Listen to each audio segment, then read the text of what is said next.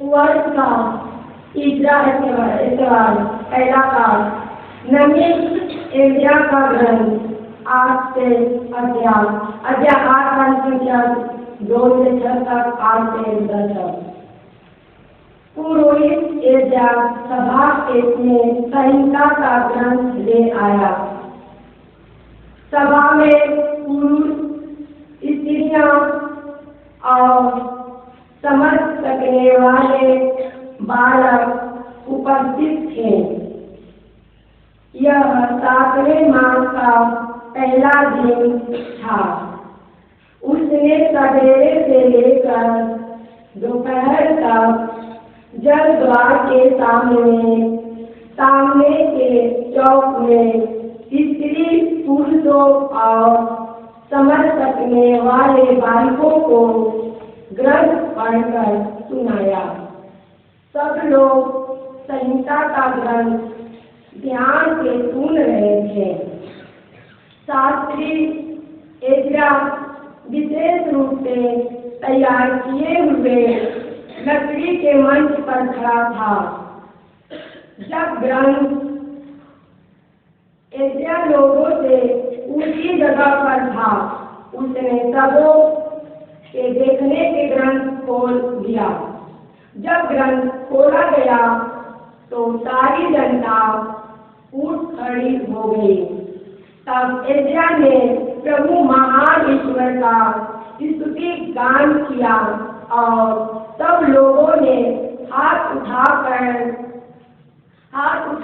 उत्तर दिया, आमीन आमीन।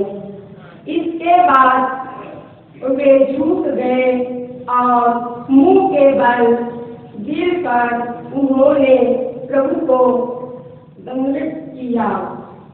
एलिया ने ईश्वर की संहिता का ग्रंथ पढ़कर सुनाया, इसका अनुवाद किया और इसका अर्थ समझाया, जिससे लोग बात समझ सके।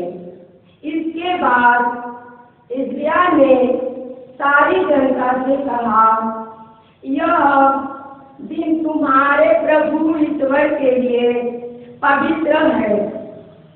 उदास होकर मत रो, क्योंकि सब लोग संहिता का पाठ सुनकर रोते थे।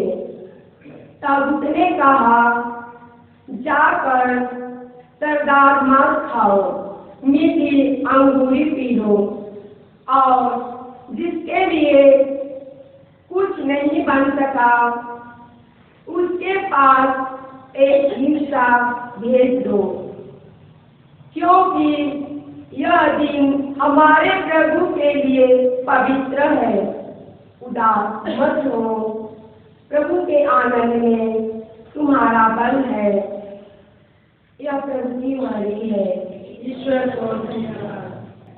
दूसरा पाठ कुरिन्थियों के नाम संत पौलुस का पहला पत्र, अध्याय 12 पद संख्या 12 से 30 तक। आप सब मिलकर मसीह का शरीर हैं। आप में से प्रत्येक उसका एक अंग है। मनुष्य का शरीर एक है, यद्यपि उसके बहुत से अंग हैं, और सभी अंग अनेक होते हुए भी एक ही शरीर बन जाते हैं। मसीह के विषय में भी यही बात है। हम यहूदी हो अथवा यूनानी, दास हो अथवा स्वतंत्र, हम सबके सब एक ही आत्मा का बपतिस्मा ग्रहण कर एक ही शरीर बन गए हैं। हम सबों को एक ही आत्मा का पान कराया गया है। शरीर में भी तो एक ही नहीं बल्कि बहुत से अंग हैं। यदि पैर कहे मैं हाथ नहीं हूँ, इसलिए शरीर का अंग नहीं हूँ, तो क्या वह इस कारण शरीर का अंग नहीं? यदि कान कहे मैं आँख नहीं हूँ, इसलिए शरीर का नहीं हूँ। यदि सारा शरीर आँख ही होता तो वह कैसे सुन सकता? यदि सारा शरीर कान ही होता तो वह कैसे सुन सकता? वास्तव में ईश्वर ने अपने इच्छा अनुसार शरीर में हर एक अंग को अपनी अपनी जगह रख दिया है। यदि सब के सब एक ही अंग होते तो शरीर कहाँ होता। अब तो बहुत से अंग होने पर भी एक ही शरीर होता है। आँख हाथ से नहीं कह सकती मुझे तुम्हारी जरूरत नहीं, और शरीर पैरों से नहीं कह सकता मुझे तुम्हारी जरूरत नहीं। उल्टे शरीर के जो अंग सबसे दुर्बल समझे जाते हैं वे अधिक आवश्यक हैं। शरीर के जिन अंगों को हम कम आदरणीय समझते हैं उनका अधिक आदर करते हैं और अपने अशोभनीय अंगों की लज्जा का भी ध्यान रखते हैं। हमें शोभनीय अंगों को इनकी जरूरत नहीं होती। ईश्वर ने इस प्रकार शरीर का संगठन किया है कि जो अंगों का कम आदरणीय है उनका अधिकार आदर किया जाएगा। कहीं ऐसा न हो कि शरीर में फूट उत्पन्न हो जाए, बल्कि उसके सभी अंग एक दूसरे का ध्यान रखें। यदि एक अंग को पीड़ा होती है तो उसके साथ सभी अंगों को पीड़ा होती है, और यदि एक अंग का सम्मान किया जाता है तो सभी साथ साथ आनंद मनाते हैं। इसी तरह आप सब मिलकर मसीह का शरीर हैं और आप में से प्रत्येक उसका अंग है। ईश्वर ने कलीसिया में भिन्न भिन्न लोगों को नियुक्त किया है।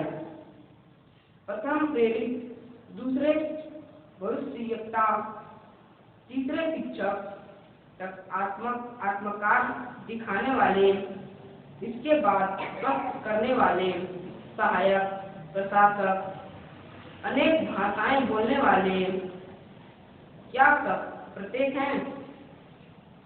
सब भविष्यवक्ता हैं, सब शिक्षक, सब चमत्कार दिखाने वाले हैं, सब स्वास्थ्य करने वाले हैं, सब भाषाएं बोलने वाले हैं, सब व्याख्या करने वाले हैं। यह प्रभु की वाणी है।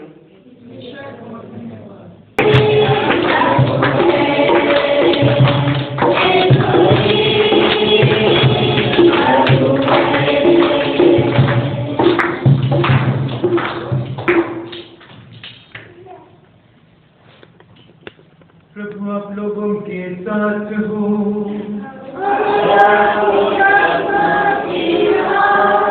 संत लूकास के अनुसार पवित्र सुसमाचार।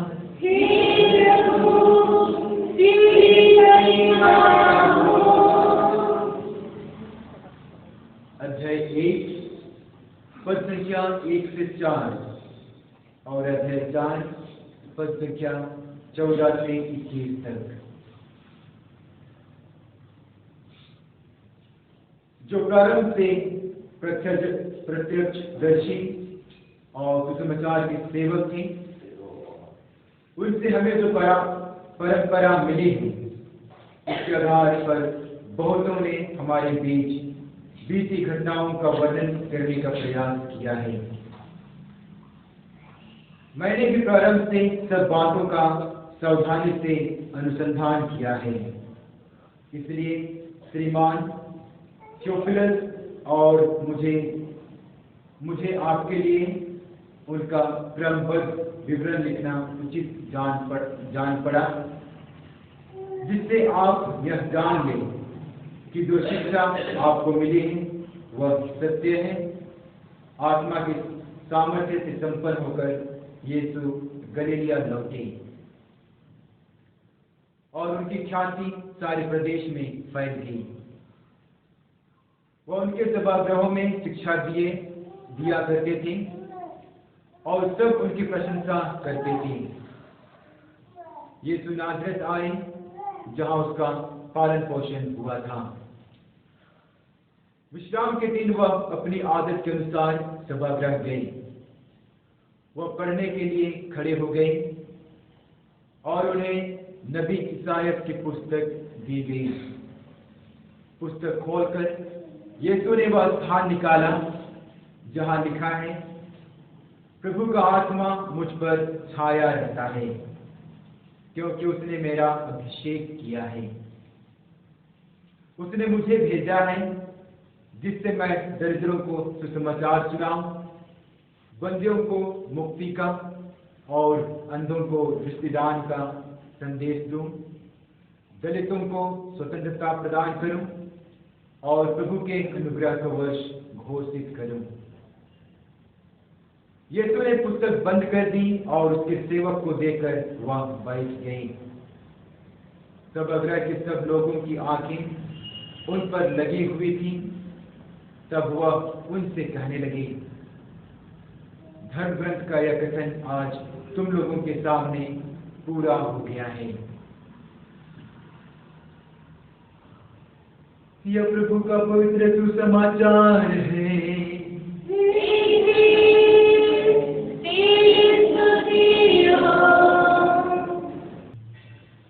हालेलुया, हालेलुया, हालेलुया। सबको यीशु, यीशु, हालेलुया, हालेलुया। सब लोग कैसे हैं? हाँ, मुस्कान तो है, मतलब लोग अच्छे हैं। Hallelujah, hallelujah. प्यारे भाइयों बहनों, आज हम साधारण साल के तीसरे रविवार में प्रवेश कर चुके हैं।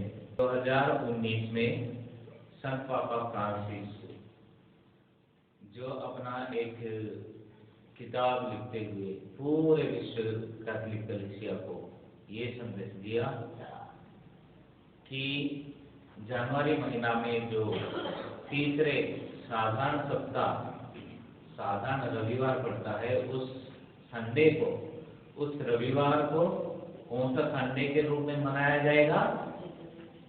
पवित्र बाइबल वचन के संडे के रूप में मनाया जाएगा। हालेलुया, हालेलुया, हालेलुया।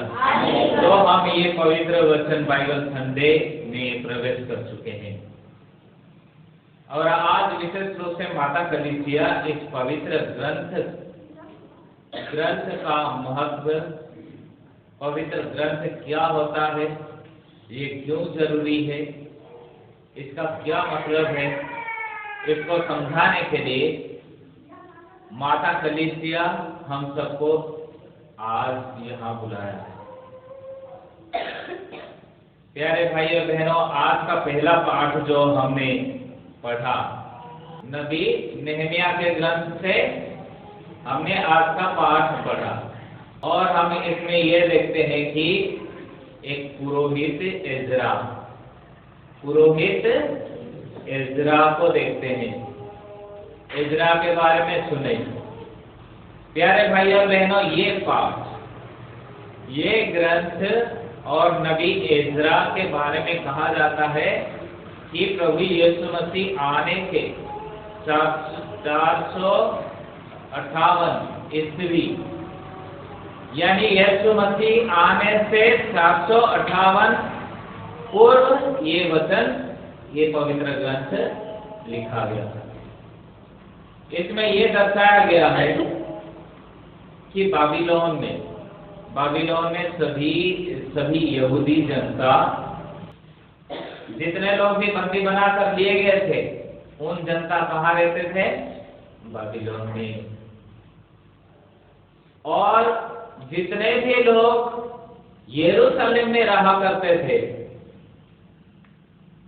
और वे लोग तोरा को पढ़ना भूल गए।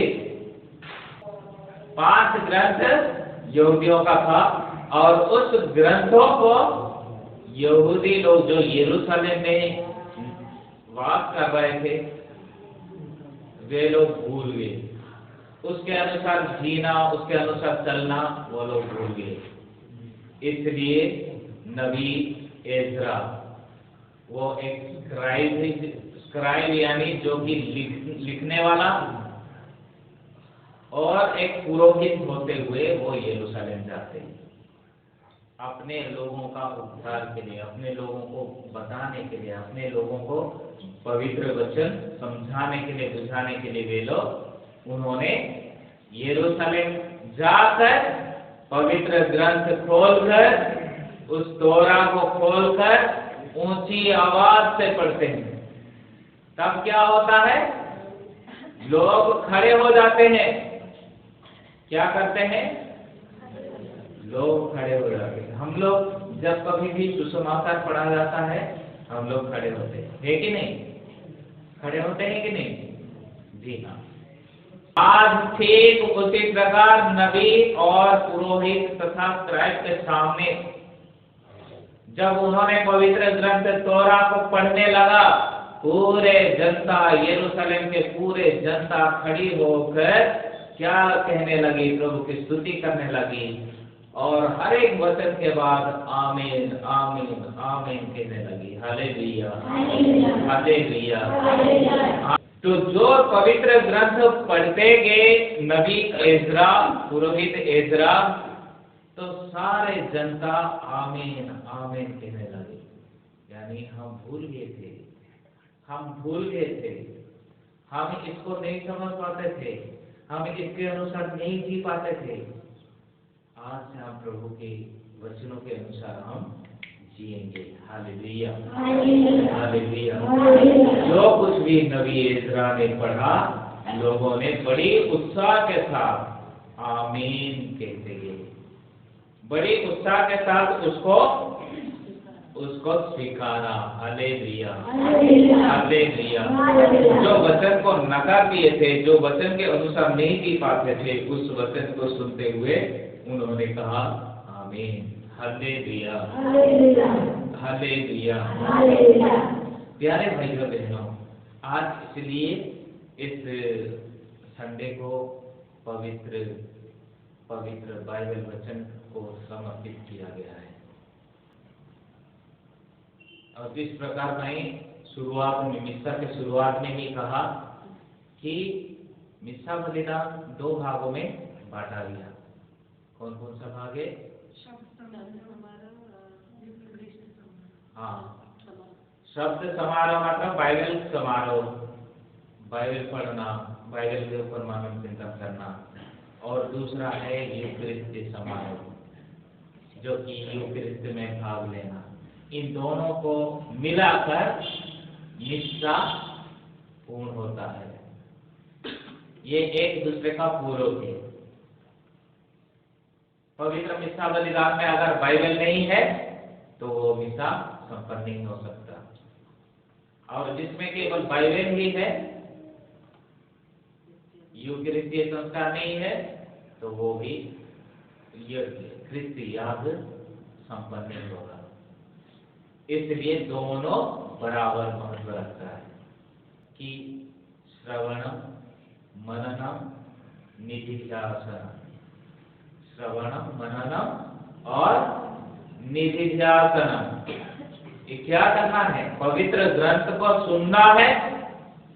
श्रवणम यानी पवित्र ग्रंथ को सुनना है, मननम पवित्र ग्रंथ के ऊपर मनन चिंतन करना है, निधिध्यासनम पवित्र ग्रंथ जो बताता है, मनन चिंतन करने के बाद हमें जो सार मिलता है उसके अनुसार जीना। हालेलुया हालेलुया हालेलुया।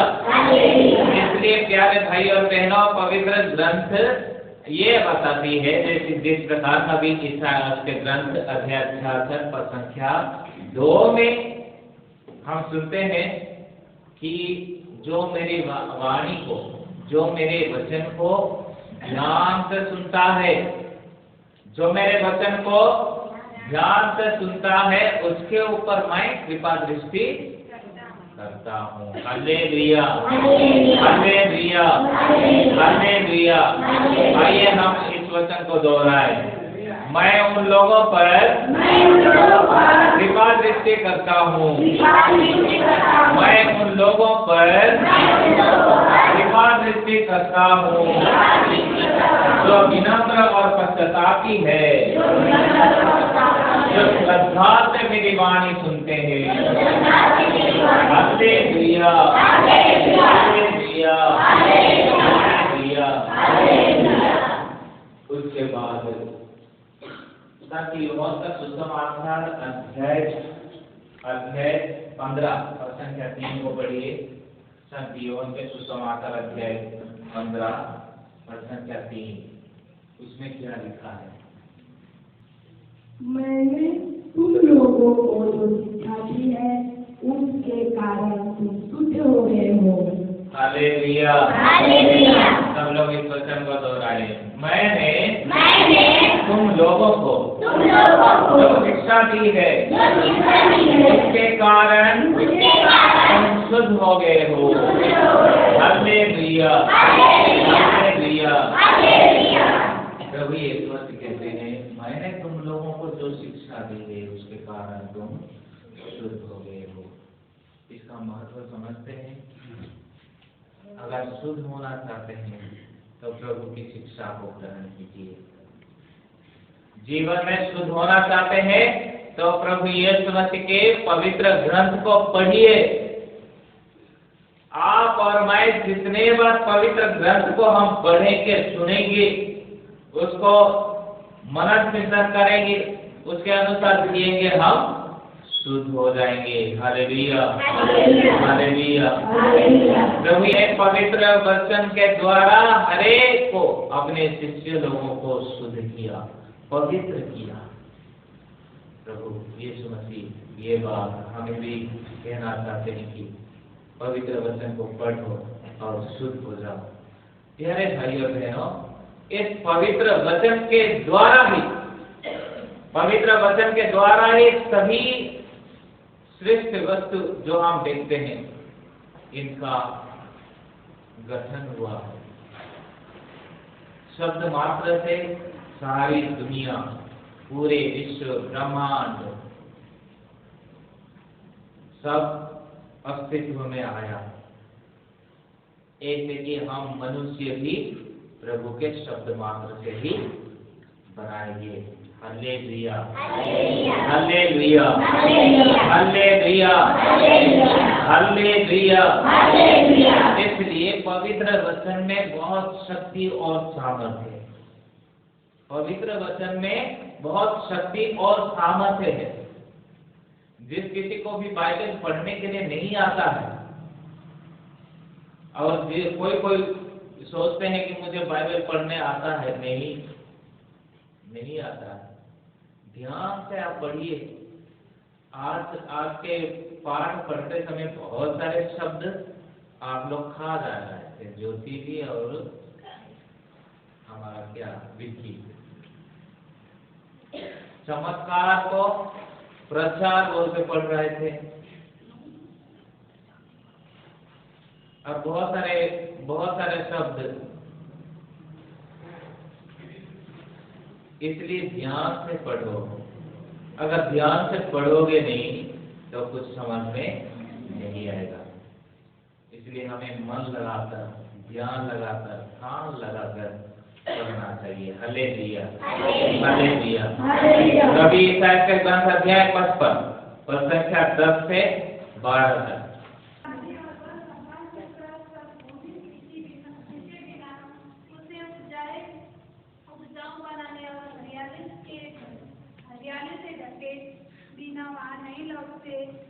जिससे भूमि बीज बोने वाले को बीज और खाने वाले को अनाज दे। जिस तरह पानी और बर्फ आकाश से उतरकर भूमि सींचे बिना, उसे उपजाऊ बनाए बिना, हरियाली से ढके बिना वहाँ नहीं लौटती। जिससे भूमि बीज बोने वालों को बीज और खाने वालों को अनाज दे सके, उसी तरह मेरी वाणी मेरे मुख से निकलकर व्यर्थ ही मेरे पास नहीं लौटती। मेरी वाणी मेरे मुख से निकलकर व्यर्थ ही नहीं लौटती। मैं जो चाहता था वो उसे कर देती है, और मेरा उद्देश्य पूरा करने के बाद ही वो मेरे पास लौट आती है। मेरा उद्देश्य पूरा करने के बाद ही वो मेरे पास लौट आती है। हालेलुया, हालेलुया। प्रभु के पवित्र वचन को एक बारिश के साथ तुलना किया गया है। प्रभु के पवित्र वचन को किसके साथ तुलना किया गया है? बारिश। प्रभु के पवित्र वचनों में शक्ति है। पवित्र वचन अमृत है, अमृत। प्रभु ये कहते हैं, ये वादा करते हैं, मेरे मुख से अगर जो वाणी निकल गई वो अपना कार्य पूरा किए बिना मेरे पास नहीं लौटती। मैं जो कहना चाहता हूँ, मैं जो करना चाहता हूँ, जो बनाना चाहता हूँ, बिना बनाए वो मेरे पास नहीं लौटती। यानी प्रभु के पवित्र वचन में इतनी शक्ति, इतने सामर्थ्य है जो कि हर एक को पूरा करता है। और वो पवित्र वचन हमारे हाथ में दिया गया है। वो पवित्र वचन हमारे हाथ में दिया गया है ताकि हम भी उस पवित्र वचन से उपकृत हो, उस पवित्र वचन को इस्तेमाल करें, उस पवित्र वचन के अनुसार जिए, क्योंकि पवित्र वचन में शक्ति और सामर्थ्य भरा हुआ है। नबी आमोस के ग्रंथ अध्याय 8, नबी आमोस के ग्रंथ अध्याय 8 और संख्या 11 से 12, उसमें क्या लिखा है? पढ़िए। नबी आमोस के ग्रंथ अध्याय 8 और संख्या 11 और 12।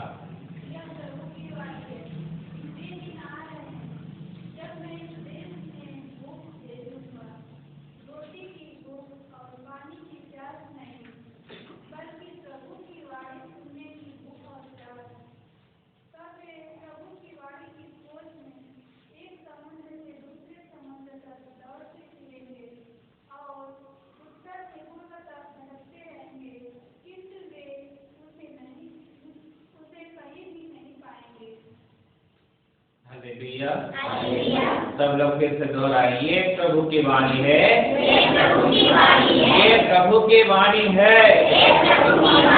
वे दिन आ रहे हैं जब मैं इस देश में भूख भेजूंगा, इस देश में भूख भेजूंगा। रोटी की भूख नहीं, पानी की प्यास नहीं, बल्कि प्रभु की वाणी सुनने की भूख और प्यास। बल्कि प्रभु की वाणी सुनने की भूख और प्यास। हालेलुया, हालेलुया, हालेलुया। प्रभु यीशु मसीह स्वयं शैतान को करार जवाब देते हुए ये कहते हैं, मनुष्य केवल रोटी से नहीं जीता। हाँ, हालेलुया, हालेलुया। मनुष्य केवल रोटी से ही नहीं, बल्कि ईश्वर के मुख से निकलने वाले हर एक शब्द से जीता है। हालेलुया। और प्रभु उसी प्रकार ही एक बात कहते हैं कि मैं इस दुनिया में, इस पूरे विश्व में ऐसा भूख भेजूंगा जो भूख की खाने पीने का भूख नहीं, पीने का प्यास नहीं, बल्कि वचन को सुनने का भूख, वचन को सुनने की प्यास मैं भेजूंगा। हालेलुया, हालेलुया, हालेलुया। सब लोग जाकर मेरी वाणी सुनेंगे, मेरी वाणी सुनेंगे। दूर दूर से लोग आएंगे, उस वाणी की खोज में एक समुद्र से दूसरे समुद्र तक दौड़ते फिरेंगे और उत्तर से पूर्व तक भटकते रहेंगे, किंतु वे उसे कहीं भी नहीं पाएंगे। उस भूख, उस प्यास के लिए लोग तड़पेंगे, लेकिन वे लोग कहीं भी नहीं पाएंगे। पाएंगे तो कहाँ पाएंगे? तो पाएंगे तो कहाँ पाएंगे? बाइबल में। हालेलुया, हालेलुया, हालेलुया। बहुत लोग भूखे हैं, प्यासे हैं। बहुत लोग भूखे हैं और प्यासे हैं, लेकिन किस चीज के भूखे और प्यासे हैं? खाने पीने की, अपने पेट के लिए जीते हैं। भैया पापी पेट का सवाल है, सुने हैं कि नहीं? कुछ ही बोलते ये पेट की बात है, ये पापी पेट का सवाल है। यानी वो लोग अपने पेट के लिए जी रहे हैं, अपने पेट के लिए जी रहे हैं। तो बहुत लोग भूखे और प्यासे हैं, लेकिन वाणी के लिए नहीं, खाने पीने के लिए। प्रभु यीशु मसीह ने कहा कि मनुष्य केवल रोटी से नहीं जीता, बल्कि ईश्वर के मुख से निकले सभी वचनों से वो जीता है। हम लोग क्या खाने के लिए भूखे, क्या पीने के लिए प्यासे हैं, ये हमें जानने का अवसर आज प्रभु हमें देता है कि जांचो। हम अपने बच्चों को क्या खिलाते हैं, हम अपने बच्चों को क्या पिलाते हैं, अपने को जांचो। खाना से ज्यादा आजकल अपने बच्चों को क्या खिलाते हैं? खाना से ज्यादा जी प्यार।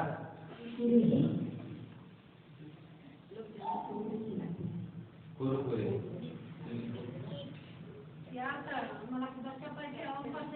चाउमीन बिस्कुट पूरा मेहनत दिलाना भाई। Hallelujah, hallelujah. ओके, मैं कहता हूँ आप लोगों ने प्यार, कुरकुरे, चाउमीन ये सब कहा, लेकिन आजकल तो बच्चों को मोबाइल खिलाया जाता है।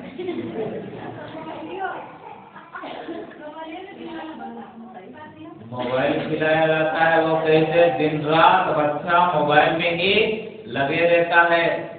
मोबाइल छीनो तो रोते रहेगा, परेशान कर देगा। मैं कल ही मैं आया तो ट्रेन में छोटे छोटे बच्चे, लेकिन गेम खेलने के लिए, यूट्यूब में गाना सुनने के लिए पूरा 2 छोटे छोटे बच्चे एग्जैक्टली बंदर जैसे ही हो रहे थे। एक खींच रहा था, दूसरा करके दूसरा खींच रहा था, आपस में खींचा खींची। उसके मम्मी पापा उसका मजा ले रहे थे, देखो कैसे खींचा खींची हो रहे हैं। प्यारे भाई और बहनों, मैं तो ये कहूँगा मोबाइल मत खिलाइए, जो कि बिगाड़ देगा। मोबाइल मत खिलाइए और खुद भी मत खाइए, नहीं तो पूरे संपूर्ण जीवन को बिगाड़ देगा। प्रभु के वचन को खाने के लिए सीखे, प्रभु के वचन को पीने के लिए सीखे, प्रभु के वचन सुनने के लिए अपना भूख को जगाए, प्रभु के वचन को सुनने के लिए अपने प्यास को जगाए। प्रभु का वचन खाए सारी बड़े बड़े चमत्कार मनुष्य के जीवन में किया है। फ्रांसिस जेवियर जो विदेश के रहने वाले, जो फ्रांस के रहने वाले, वह अपने जीवन में एक बहुत बड़ा प्रोफेसर, टीचर, अध्यापक बनना चाहते थे और प्रोफेसर बनकर अपने जीवन में बहुत धन संपत्ति, बहुत रुपया पैसा कमाना चाहते थे। लेकिन अचानक एक दिन ऐसा हो गया कि वो जज गया था प्रार्थना के लिए और उन्हें संत मत्ती के सुसमाचार अध्याय 16 में का पवित्र वचन पढ़कर सुनाया गया। पुरोहित पवित्र मिसा बलिदान में पढ़कर उसके ऊपर व्याख्या कर रहे थे और वो वचन ऐसा था, पूरे संसार को तुम जीत लो लेकिन अपने ही आत्मा को खो दो तो क्या लाभ है। क्या संत मत्ती के सुसमाचार अध्याय 16 पद संख्या 26 में सब लोग ध्यान से सुने, मेरे पीछे दोहराए। मनुष्य को इससे क्या लाभ यदि वह सारा संसार प्राप्त कर ले। मनुष्य को क्या लाभ यदि वह सारा संसार प्राप्त कर ले लेकिन अपना जीवन ही गंवा दे। Hallelujah, hallelujah. ये एक वचन उनके जीवनी में इसे कहा जाता है, ये एक ही वचन उनके संपूर्ण जीवन को बदल डाला। उन्होंने मनन चिंतन किया, सच में मनुष्य को क्या लाभ होगा अगर सारा संसार वो जीत ले, सारा संसार अपने मुट्ठी में कर ले और अपनी आत्मा ही वो खो दे तो उसमें क्या लाभ है। Hallelujah, hallelujah. शायद इसी वचन ही सिकंदर महान को भी प्रभावित किया था। इसी वचन भी सिकंदर महान राजा जो पूरे विश्व को जीत लिया था, पूरे विश्व को जीत लिया था, अपने अधीन कर लिया था, वो जब मरा, मरते मरते अपने सैनिकों को, अपने मंत्रियों को ये आदेश दिया कि मैं मरते समय जब मेरा सब तुम नगर में दफनाने के लिए या मुझे जलाने के लिए ले जाओगे, उस समय मेरे दोनों हथेलियों को बाहर रख देना। मेरे दोनों हथेलियों को बाहर रख देना। तो लोगों ने पूछा क्यों? क्योंकि सबको ये पता चले कि मैं कुछ लेके नहीं आया था, कुछ लेके भी नहीं जा रहा। मैं पूरे संसार को भले जीत लिया लेकिन एक भी दिन का लेके नहीं जा रहा। ये संदेश सबको मिले। तो प्यारे भाइयों बहनों, प्रभु के वचन में शक्ति है, सामर्थ है, उसको खाने के लिए सीखिए, उसको खाने के लिए सीखिए। मैंने कहा आप लोग क्या खाना पसंद करते हैं, क्या खाते हैं अपने जीवन में? बहुत सारे लोग तरह तरह के जवाब दिए, लेकिन हम लोग ऐसा चीज खाते हैं जो नहीं खाना चाहिए। ऐसा वस्तु के लिए हमें लालायत होना चाहिए लेकिन हम नहीं होते हैं। अनश्वर वस्तु के लिए, नश्वर वस्तु के लिए हम लोग लालायत होते हैं, अनश्वर वस्तु के लिए नहीं। जो नष्ट हो जाता है क्षण भर में, जो दूषित हो जाता है, जो बर्बाद हो जाता है, उसके पीछे मनुष्य लगा हुआ है, क्योंकि पवित्र वचन ध्यान से नहीं पढ़ते। तो आज के सुसमाचार संत लूकस भी ये बताना चाहते हैं कि प्रभु यीशु मसीह जब पवित्र वचन नबी ईसाया का ग्रंथ उनको दिया गया, उन्होंने सभागृह में, प्रार्थना घर में खड़े होकर पढ़ने लगे और उसमें लिखा है सबकी आंखें उन पर टिकी हुई। किनके ऊपर? प्रभु यीशु के ऊपर। सबके आंखें, जब प्रभु यीशु मसीह पवित्र बाइबल पढ़ रहे थे, सबकी आंखें उन पर टिकी हुई थी। हालेलुया, हालेलुया, हालेलुया। प्यारे भाइयों बहनों, ये भी एक बहुत महत्वपूर्ण बात आज में माता कलीसिया सिखाना चाहती है। आप, मैं, सब लोग, हर एक लोग अपने अपने जिम्मेदारी देकर इस संसार में भेजे गए हैं। हर एक का बुलाहट अलग अलग है, जिस प्रकार मैंने पिछले संडे बताया। मेरी बुलाहट, मेरी जिम्मेदारी आप लोग के जिम्मेदारी से अलग है। मेरी बुलाहट आप लोगों के बुलाहट से अलग है। मेरे कार्य आप लोगों के कार्य से अलग है। लेकिन किसी का भी कार्य ऊंचा, किसी का भी कार्य नीचा, छोटा बड़ा नहीं हो सकता। हर एक का जिम्मेदारी अलग अलग है।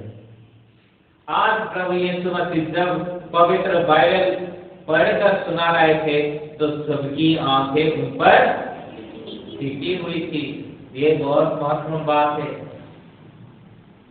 मैं एक पुरोहित होने के नाते सबकी आंखें मेरे ऊपर टिकी हुई है।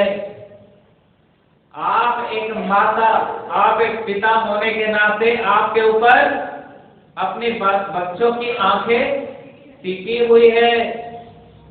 आप एक टीचर होने के नाते आपके स्टूडेंट लोगों की आंखें आप पर टिकी हुई है। आप एक बड़े भाई या बड़ी बहन होने के नाते आपके छोटे भाई बहनों की आंखें आपके ऊपर टिकी हुई है। आप एक पड़ोसी होने के नाते आपके ऊपर पूरे गांव वालों की आंखें टिकी हुई है। ये बहुत बड़ी जिम्मेदारी वाली बात है। प्यारे भाइयों बहनों, हमें बहुत सावधानी से जीना चाहिए, बहुत सावधानी से जीना चाहिए, क्योंकि हमारे ऊपर बहुत सारे लोगों की आंखें टिकी हुई है कि हम लोग क्या खाते हैं, क्या पहनते हैं, किस प्रकार बात करते हैं, किस प्रकार अपना जीवन बिताते हैं, किस प्रकार लोगों के साथ पेश आते हैं, किस प्रकार दूसरों के साथ बात व्यवहार रखते हैं, किस प्रकार हमारा परिवार में शांति है, प्रेम है, भाईचारा है। इसके लिए सारे लोग, पूरे जनता की आंखें हम सबके ऊपर टिकी हुई है। यानी बहुत बड़ी जिम्मेदारी से हमें नवाजा गया। हमें इसको सावधानी से और अच्छे तरीके से निभाने का जरूरत है। और ये तब हो सकता है जब हम अपने आप को पवित्र बाइबल वचन से पूर्ण करेंगे। हम अपने आप को ये तब हो सकता है जब हम अपने आप को पवित्र वचनों से भरेंगे। ये तब पूर्ण हो सकता है जब हम पवित्र वचन को खाएंगे। पवित्र वचन को कहा जाता है मधु से भी मीठा। हालेलुया, हालेलुया, मधु से भी मीठा। नबी ईसाया को पवित्र ग्रंथ दिया गया तो उन्होंने उस ग्रंथ को खा गया। जैसे ही नबी ईसाया को पवित्र ग्रंथ दिया गया, नबी ईसाया उस ग्रंथ को खा गया। उसी प्रकार हमें खाने के लिए सीखना चाहिए। बहुत सारे लोग बाइबल पढ़ नहीं पाते हैं, लेकिन आपके घर में और तो कोई पढ़े लिखे लोग होंगे, उनको बोलिए बेटे बेटी पढ़ के सुनाओ और ध्यान से सुनिए। पूरा बाइबल नहीं, कुछ ही शब्द, चाहे एक शब्द क्यों ना हो, चाहे एक शब्द क्यों ना हो। जिस प्रकार हमने ये पढ़ा कि मनुष्य को क्या लाभ, मनुष्य को इससे क्या लाभ यदि वो सारा संसार प्राप्त कर ले लेकिन अपना जीवन ही गवा दे। ये एक वचन आप पूरे दिन भर प्रार्थना के समय इस्तेमाल कर सकते हैं। आपके आत्मा में ये वचन, आपके दिमाग में ये वचन बार बार गूंजनी चाहिए। मनुष्य को क्या लाभ अगर वो पूरे संसार को कमा ले और अपना जीवन ही गवा दे। उसी प्रकार बहुत सारे ऐसा वचन है, मनुष्य केवल रोटी से ही नहीं जीता बल्कि ईश्वर के वचन से जीता है। ईश्वर के मुख से निकलने वाले हरेक शब्द से जीता है। हालेलुया, हालेलुया, हालेलुया। इसलिए प्यारे भाइयों बहनों, आइए इस पवित्र वचन के